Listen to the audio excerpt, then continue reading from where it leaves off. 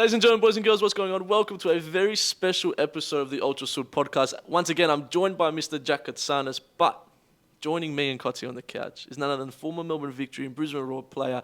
He's got a new venture out after football at Melbourne City. I'm joined by Jai Ingham. Jai, welcome to the pod. Thank you very much, boys.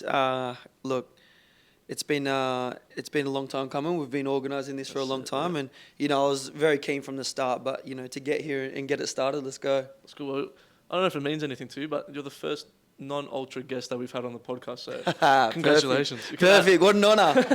Add it to the Wikipedia page. Yeah, first exactly. Ultra I'll put it down. I'll put it down as one appearance. All right, just between me and you, I can keep it out of there. But yeah. But nah, it should be good. So again, if you are new to Ultra, make sure to follow us on the channels. If you're watching on YouTube, follow on the channels, follow Instagram, all that sort of business. Plenty of stuff on. We've got the new Mizunos, which we're going to be filming something very special too. And also for that, you're going to be the first person on for that too. So Jai, I tell you what. Yeah, I know. He might become a regular and take my spot. Honestly, not much to beat. Yeah. Joe Kotzi, we love you. We love you. But plenty of football to get through. We've got obviously your Melbourne Victory days and post-Victory. I think Victory is sort of where you made your name, and I'm a big Victory fan. Kotzi's, could say here and there. Is there and Well, we going Western or City? No one, to be honest. Yeah, decent. Just football, I guess. It's one of those. Careless. Yeah, St Kilda. At this rate, Western Bulldogs. When's the season start? I love St Kilda. But yeah, plenty of stuff. Kotzi, before we do get started, I mean, Jai, some of the kids that we have around here, I didn't know Kotzi could get a Queensland Raw shirt. I know, yeah, that's honestly, that's one of a kind, that one, I'll tell you what. So obviously had a brief stint at Queensland, Hume City, which that's probably one of the things that I'm most interested to hear your thoughts about later on as we get to. Then Victory, I think that kit, is that probably your most memorable kit? Yeah, for sure. That was the one, I reckon. That's the one we won it in. That kit was. There's some other good kits as well. Remember the collared one? The collared one was nice. Yeah. I was there just after that, but that was a nice kit. But yeah, that one's nice. It's a meaningful one. And somehow he's pulled out a Melbourne City kit with Guinness Live. So the Greeks will love a bit of Guinness Live. Yeah. Kotzi, how have you got the Melbourne City kit? Melbourne City kit, I think it's just we used to go around to the salvos, just a couple of jerseys here and there. A bit of a thrift shopper, are you? Yeah, a little bit. Yeah, don't have too much money, but, try and get the cheap ones. But pulled that out of the wardrobe yesterday, and I was like, there you go. But we tried to get a New Zealand one, but we've got the National Talent Centre instead up there. What is that? I didn't even notice that. You could have asked me at least to bring one. Like, what is that? Owen, is it Combi, yeah? We've got a Kiwi upstairs, Owen. Owen has kind of clutched us. We've got a South Melbourne for the one season there last year. And then we've also got the Ingham Academy jersey here and polo up as well. Yeah. So, yeah. I'll tell you what, Kotzi, you might stay another week on the podcast, so well done. You've lasted. Get in, there we go. But Jai, before we get into some of the deep dive questions that will really challenge you, they're not going to challenge you, but it's good. How have you been? Good, man, good. Look, I was down here last year with South, obviously, and I've just gotten back down here now a couple of weeks ago, and I love Melbourne, bro. It's a sick city. Everyone loves football, and there's some big adventures that I'm looking to go on here now.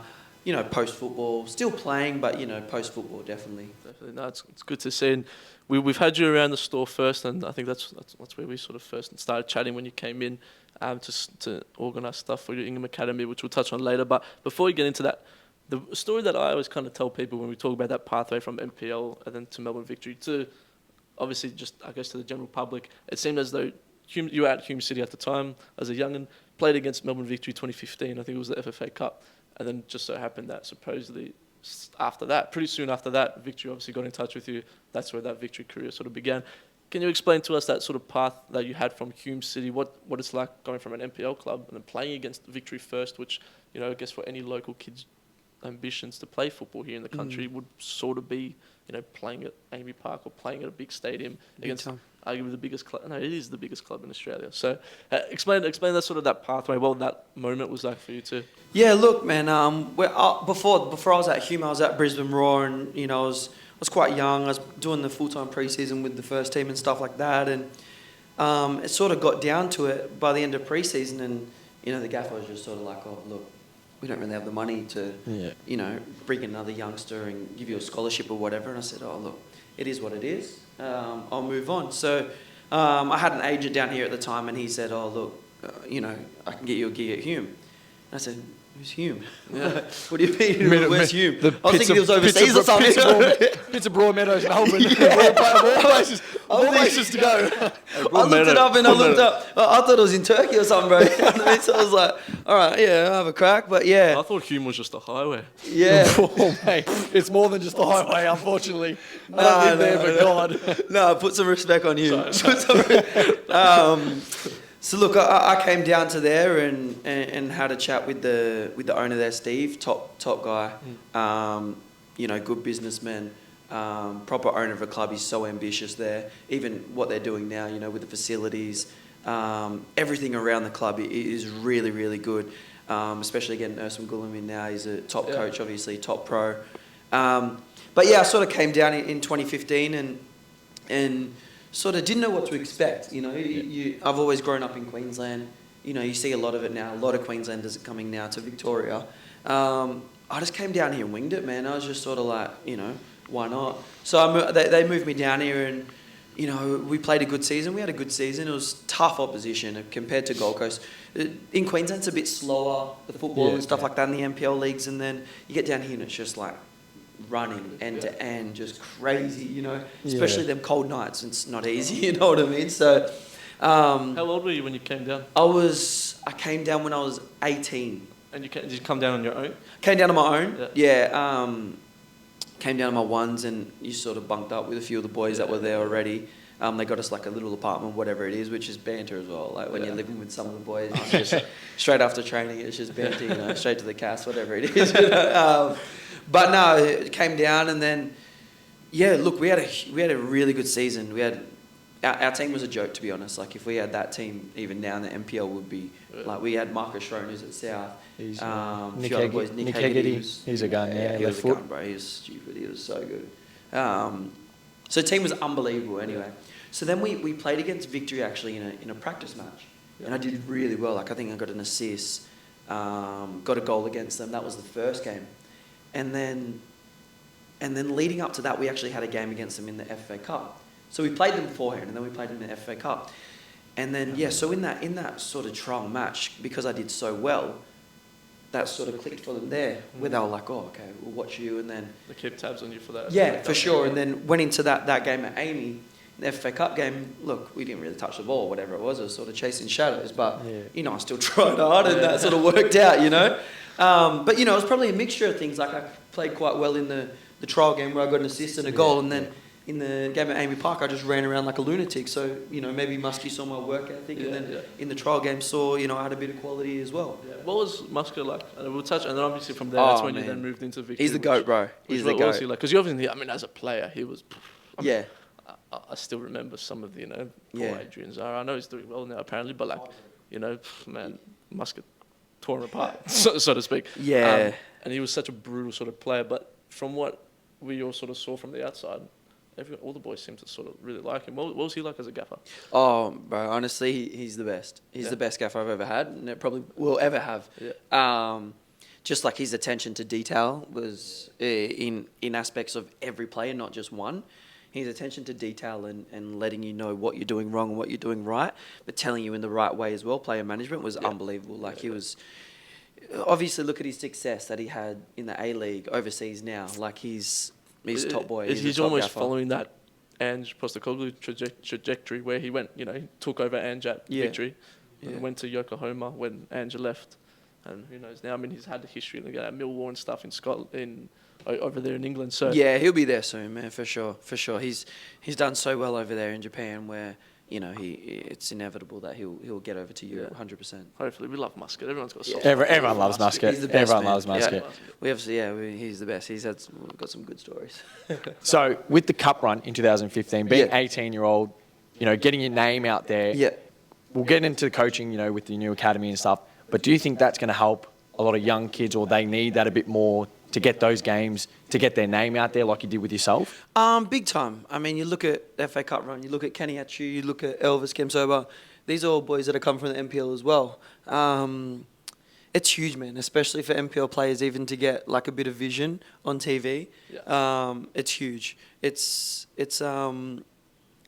look, it's the pathway, and that's why the B League's gonna probably come in as well, because you look at how successful the FA Cup has actually been, and how far NPL teams have made it, and how far even lower, the state league teams and that, how well they've done. You know what I mean? Like, even, I'm from Byron Bay. Even Byron Bay, like, they made it pretty far in the FA Cup. So it's crazy to see. And imagine seeing like a State 1 club or NPL 3 club making like the semi-finals. That's the dream, bro. That's the beauty of it. It's like Collingwood City, we spoke about that, which is where I'm a part of as a coach and stuff. And I remember 2 years ago, maybe just before the COVID one, we got to like the 4th round sort of thing. And at that point, we were like, we lost to Melbourne Knights last year. But before that, we lost to like Mazenod or something. But I think it was like the 3rd, 4th round. It was like if we won that, there was the opportunity to play against sort of a bigger NPL club. And for a State League 2 club at the time, so like 3 club, whatever we were, I mean, it's cool to go and experience those sort of things. And you're playing in an FFA Cup, which, it's won by some of the biggest clubs in the world. You look at the FA Cup, which is obviously the same sort of competition. It's won by the likes of Victory. So there's always that possibility of playing. I think last year, FFA Cup was probably the one where I think started to break the sort of through to the mainstream a little bit, where like you saw I think it was Sydney Marconi or Sydney Olympic, did quite well. I think it was Sydney Olympic. I don't know, one of these semis, but again, Hume were the first teams. Local team to get to the semi-finals. Sydney United. Glenn scored that hectic goal, didn't you remember? Against Brisbane, flicked 3-2. it over and then, bro. That's right, Charlie Austin scored. Charlie Austin scored. He went like that to the crowd. Yeah. But yeah, again, you're one of the first teams who went well. But again, I've been involved. I only played one game in the cup, but so it's the effort that counts. The effort that counts. We still lost. But no, again, it's hopefully it puts people more on the map again. You did for yourself again. For sure. I think I was talking about it with Costa before. I think there was a 4-3 against Brisbane Strikers or something like that in the rain. That was crazy, bro. And then Marcus Schroen scored the header at the end, bro. That was the funnest game ever, honestly. Do you remember a lot of your games? Bro, a lot. I was going to say, everything that he's saying, you're like remembering players from Yeah, bro. But especially games like that was crazy. Yeah, and especially Brisbane Strikers coming in. And I knew a few of them boys as well. But that game was mental, bro. Like it was raining, the crowd was going mad. It was like a movie scene. You know what I mean? After that, or from that cup run, Hume started to get like heaps of fans and stuff like that. They even have a supporter group now. Yeah, and I think that's what it is. I mean, like that Sydney United, they were packing out their stadium. And look, as we understand, South Melbourne and the likes of the teams here, when you're getting those bigger games, you've got to get a lot more sort of neutrals come down just to watch. But that's how you then break into that sort of mould and you get those new fans. But obviously, at your time of Victory, you played with the likes of Archie Thompson, who just every Victory fan is a soft spot for him. I still geek out when I see him just randomly walk in here. James Tracy, who we were just speaking about too. Yeah. Fun fact, because I didn't tell you guys this before. I walked out with James Tracy in his first game for Melbourne Victory. Oh, yeah? I'll let him know. I actually told him when he came here last time. I reckon he just looked at me like... He's come in a couple of times, I was like, sorry. But Berisha, Colfella, likes of that. And obviously an attacking player yourself. What was it like? I mean, Berisha looks like just an absolute character. I was playing with someone like Berisha, like... It was good, man. Like, obviously, he sort of... I don't know how, but he sort of remembered me from Brisbane, just as a young boy training with them. And then when I came to Victory, he was sort of like, very welcoming, because he I didn't think he would have remembered me, because I was young and he was the top dog there, you know what I mean? Yeah. So for them sort of top dogs to take notice of the young boys doesn't happen much, especially back in them days, because you're just getting bollocked every time sort of thing by the big boys. So, yeah, man, he's a gentleman, to be honest, a big friendly giant. Like off the pitch, like on the pitch, I know he looks crazy and he's very enthusiastic and he's passionate, but off the field, mate, honestly, he's a gentleman. He's a good guy. Yeah, top guy. What's he doing now, Berisha? I don't know. I think he's back over in Germany or wherever. I think. I tell you what, he's talking about He retired. Disappeared. Yeah. He's retired. Yeah. And he knows I'm about. not sure. Berisha was a beast. And I remember when he was at Brisbane and he had that little blonde sort of mohawk. Bro, he was the goated back then, wasn't he? That's like one of those streets when I forget sort of things, like OG A-League days. He's someone you want in your team. Big time, you don't want to play against, Oh. but you want him in your team. 100%. Like even like when I sort of put my highlights together, like any cross I sort of did, they were like ridiculous crosses where he shouldn't have finished it and he finished it. You know what I mean? Like, one of my biggest memories is giving him his 100th goal in the A-League. Yeah, You know what I mean? sick. So that was an awesome thing for me and for him probably as well. And me as a young boy at Raw, remembering back then to giving him his 100th goal. Like, it was incredible. And that's cool. Like, cool. even when I watched it ages ago, like, the hug that he gives me is just like the biggest, like, a hug you get from your dad, you know what I mean? Nah, again, he's a good player. Again, it's when you see stuff like that now, like, you know, videos of you playing at Victory, does it not emotional, but does it bring back, like... Yeah, big time, bro. Even when I drove past the other day and I saw them training, I was like, oh, man, I miss it. I miss it. You just miss being with the boys all the time, you know what I mean? Like, even work now, I work from home and stuff like that, but, you know, you miss that time with the guys and stuff like that. But I do miss it a lot. And even looking back, like, the group we had was crazy, bro. Like, we had, you know, if we won a game, bro, it was like 16, 17 of us out that night. You know what I mean? Like, bro. It was everyone was so close-knitted where everyone was together. That was the best thing about it. What's that transition like? So, of course, you go from, you know, MPL to Victory. Then you unfortunately go back the other way. What's that transition like now? Like, it's not easy, man. It's not easy, especially when, you know, your full-time environment for so long. It's not easy, but I was fortunate enough to still stay in football, where I set up kids football tournaments. I have my own academy. I'm the Mini Roos TD at Melbourne City now, so I'm playing for the first team there. So I'm still very heavily involved in football. But I think just being, you know, at the top in the football food chain, when you drop back down, you sort of automatically get that respect from people, where they're like, oh, you know, like, I remember who you are, stuff like that. So which is good as well, and it works in a way, but it's not easy, man. Like, I know a lot of other boys that haven't stayed in football and they go into other jobs and stuff, and a lot of them enjoy it. They love getting away from the game as well, because to clear their headspace and that, because football's not easy. At the end of the day, it's a job, and people sometimes forget that, and you go through so many different headspaces. Like, even my brother at Newcastle Jets now, I still speak to him, you know, very regularly, and just give him advice and things and stuff like that he might be struggling with. Because mental health is crazy, bro. You know what I mean? It's a big issue, and just to help guide him through the scene. He's only 23 now. He's been in the A-League since he was 16. So he's long. He's been there long, bro. It's been full time for a long time. Yeah, he's been at like 3 clubs, and he's only 23. So, but he's killing it, man. He's killing it. Nah, good. He's starting to slowly break into the New Zealand national team a little bit too, no? Slowly, bro. He was in there at 17. What are you talking about, say, like, bro? He's played against Portugal, Nani, regular and stuff. Regular, big time, yeah. International is hard though, man. If you're in form, you'll make the team. If you're not, you won't make the team. That's just how it is. Like, and especially because there's big time frames. Yeah. Like, if you're in form, then yeah. But if you're not in form for that time frame, you might not get called up the next camp. You know what I mean? So it's hard as well. Well, you said like players moving from like a A-League club or something like that and then going down to MPL. Ben Carfala did the same thing. I think he went to North Nunawading. Nunawading, yeah. Nunawading. He's coaching now, I think.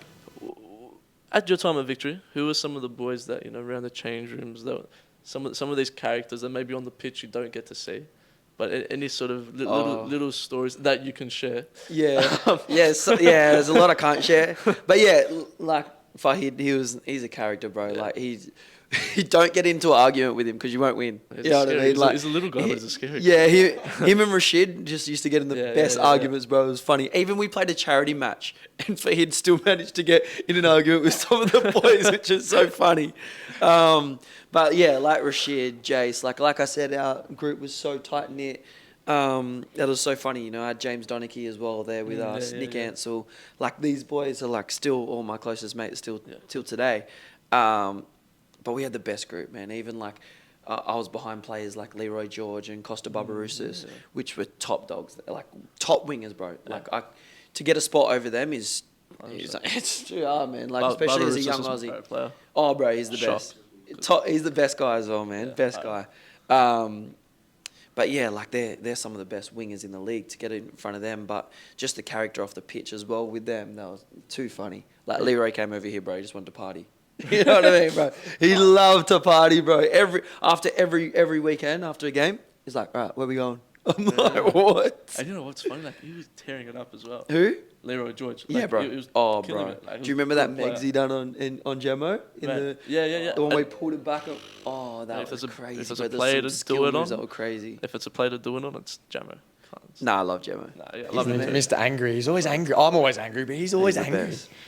He's a top guy. Now, what are your thoughts on the current, like, you look at Victory, and I think something like that, like you're saying, you're such a close-knit, such a close group as well when you're playing. That stuff obviously shows on the pitch too. You look at the current Victory situation where results maybe, I think it's in rock bottom of the ladder, if not second last on the ladder. And then there's that whole fan situation too. What are your views now that you're looking from it as an outsider, but also someone that has been within? Is it something that the players are definitely noticing? They're definitely noticing what's going on with the fan controversy. They're noticing that Amy Park is not as full anymore. Is that something that would actually play on the minds of the players? I don't know, man, to be honest. Like, it's a hard one because it doesn't. Like, you look at their squad. It's unbelievable, bro. Their squad is stacked, man. Like, even, like I said, I have still good mates in there, and their squad is so good. Yeah. Like, it's just weird to see them in this position. But being a club like Melbourne Victory, you look at the signings that they've just made now. Like, just like that. But that's how the A-League is, man. You win 5 games on the trot, you're back in the top 6. Like, that's just how it works. Victory's only like 6 points off the top 6. Yeah. So look, a club like Melbourne Victory and a coach like Tony Popovich, don't be surprised if this turns around really, really quickly. Because Popper's one of the best coaches in the A-League in Australia. In probably, he could easily go overseas. It's no doubt about it. And he tried to get me to Perth one year when I was at Brisbane. So my brother had him and said how good of a coach he was. I speak to Jason. Jason says how good of a coach he is. So don't be surprised. They'll turn around quickly. The squad's too good not to. But just touching on that, like even when, like I remember the year we won it in Newcastle, we had a trip to Japan. And like I said, we were a tight-knit group and that. Yeah. But like that game was crazy against Kawasaki Fortale. And I think it was 1-0 we were losing. And then Chrissy Theoharis came on and he won a pen for us. Yeah. And we ended up drawing 1-1 in the final game. It was like because we got bopped all game. It was like playing Barca like that. Bro, they're crazy. And bro, that night we were on one. Like, we went out that night after, because it felt like we've just won the league. Yeah. We went out that night, honestly, and partied, and like, the whole team came though. The whole team was out at the club. And that in that position, I think we were like 6th that year. I think. Oh, really? Yeah. We weren't nowhere near it, bro. We were struggling big time in the league. And we went out that night. After that, bro, it just clicked. Yeah. It clicked, bro. It was crazy. Love that. And then, bro, that night was a good night. It was a big one. There was one time we were coming back in the cabs and everyone forgot the cab doors. They opened the opposite way like a Rolls Royce. Yeah, we were in Japan. Yeah. We got back. It was probably like 3-4 a.m. We got to get back on the flight to get back at like 6 a.m. Where the boys are getting out in front of the cab, like, and us are getting out, trying to get out. We can't get out, and like we forget the doors like a Rolls Royce. I look in front of me, and the boys get out like 4 of them just like fell out like that. Like, it was just like, oh, bro, it was too funny. And then, anyway, it was just a big night. Like the Japanese. Who's the biggest, if you can say? Who's the biggest one that loves it? You said Leroy George. Oh, bro, Kenny's up there. Kenny's actually a great show. We've got to get Kenny if you're watching. Yeah, Kenny will be on next. He's the man. But everyone liked to party, bro. Yeah. And you think about it. You look at that team we had. Like we had Tommy Dang in that as well back then. Like one of my favourite players too. Yeah, he's the man. But after that, bro, when we got back to Australia, because all the young boys and all the old boys mixed, bro, it went to another level, and that's why we did so. Like we won it that year against Newcastle in the final. I can't remember what we were in the league. It was 5th or 6th. And then we ended up just crawling back and just like, it was crazy. It was crazy. What are your thoughts on the finals? Obviously, we were the only ones that really play finals, and you often hear I love it, bro. The traditionists here say, we don't play. Why do we play finals? But like we're saying, Victory are on the bottom of the ladder. We could scrape a 5th, 6th, and then when we get into finals, anything's possible. Exactly. You look at, like you said, the players that we have. When we get into finals, I still back us to probably beat most teams on paper. Yeah, big time. Finals, is that something you like? Do the players like it? Is it? I think it's just an Australian thing. I think you know what I mean? Like, you look at the AFL, you look at the rugby league, everyone's got grand finals. And to be honest, for me, I love it, bro. Like, when else are you going to pack out a stadium like that during the league? Like, if you remember all the finals, it's, bro, in Sydney, when we played Sydney FC, I think it was at Allianz, it was the craziest atmosphere I've ever experienced. Obviously, we lost on pens that game. Yeah. But that was a crazy experience, man. Even then, like, even when we played big teams like Atletico Madrid and Juventus and that, we couldn't pack out stadiums, you know what I mean? Like, but the grand final, you're packing out the stadium. Finals are the best. Like, you know, when I played the prestigious Sunday night indoor futsal semi-final, went to penalty shootout, man, I was shaking to take a penalty. Yeah. But, like, it's finals, though. You need finals. Oh, I love big the time, 100%. semi-finals, grand finals. I love it because grand final day. I went to the Victory Sydney grand final at Amy Park. Was it 2015. I was just about to say that, 2015. yeah. I heard that was 2015 unbelievable. Bruges, 3-0. That was 3-0. I remember Yeah. Broxham scored. One Yeah. one of the best best atmospheres was the best. ever. And it's against Sydney as well. So you want Yeah. that. What are your thoughts on? I know quite controversial, but the grand final now being moved to Sydney for the next 3 years every year. That's trash, bro. Don't That's like it? trash. Nah. Is that the general consensus from I think so. everyone? I think so. Because I think even the Sydney boys, I mean, you know better than me, I think even the Sydney boys and your brother who's at Newcastle, obviously within New South Yeah. Wales too, I think even they'd sort of look at it and go, you know, it's not the same, you know? Nah, it's not, man. And like, it shouldn't be like that. Like, even if you touch back on that grand final, like I was there the year after. Yeah. But like, all the boys still remember that grand final and remember like when they scored. Apparently, they were just all on the ground going, "We're going to Vegas." You know what I mean? At 3-0, they were buzzing, bro. I remember that story. We're going to Vegas, and but like far out, bro. Like Amy Park packed out. There's nowhere better. No. Honestly, and it builds and it defeats the purpose of almost finals and ladder Big positions time. because Victory finished above Sydney that year. Victory hosted. Big But time. it gives you that extra incentive. Whereas You now earn it's it. You earn it, really. You know, Sydney might finish sixth, and the ladder City, who's currently first, and will probably finish first. Yeah. City are the best team. Or Yeah, and they won't get a home grand final, which isn't the best. And it defeats it, and you feel for. I don't want City to win it, but you know you go, well, it defeats the purpose. Of They're on fire though. To be fair, they're well, good, bro. there's people saying they might be the best A-League team of all time. Nah, bro.